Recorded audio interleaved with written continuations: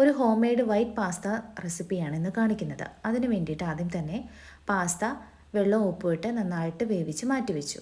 ഒരു പാൻ ചൂടാക്കി അതിലോട്ട് ബട്ടർ ആഡ് ചെയ്ത് വെജിറ്റബിൾസ് ഒന്ന് വേവിച്ചെടുക്കുക. ഏത് വെജിറ്റബിൾസ് വേണമെങ്കിലും എടുക്കാം. ഞാൻ ക്യാരറ്റും സവാളയാണ് എടുത്തേക്കുന്നത്. ക്യാപ്സിക്കം ഒക്കെ നിങ്ങൾക്ക് ആഡ് ചെയ്യാം നിങ്ങളുടെ ഇഷ്ടത്തിനനുസരിച്ച്. അതിനുശേഷം അത് മാറ്റി വെച്ച് സെയിം പാനിൽ തന്നെ ഒരല്പം ബട്ടറും കൂടി ആഡ് ചെയ്ത് നന്നായിട്ട് നമ്മുടെ വെളുത്തുള്ളി ഒന്ന് മൂപ്പിച്ചെടുക്കുക. പിന്നീട് അതിൻ്റെ അകത്തോട്ട് കുറച്ച് ചില്ലി ഫ്ലേക്സ് കൂടി ഞാൻ ആഡ് ചെയ്ത് കൊടുക്കുന്നുണ്ട്.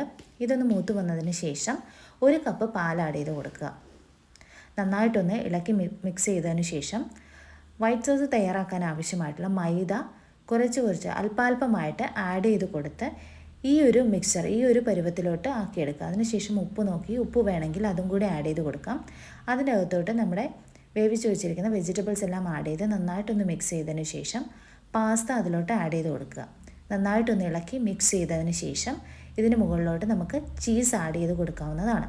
വളരെ ടേസ്റ്റി ആയിട്ടുള്ളൊരു റെസിപ്പിയാണ്. എല്ലാവരും ഒന്ന് ട്രൈ ചെയ്ത് നോക്കുക.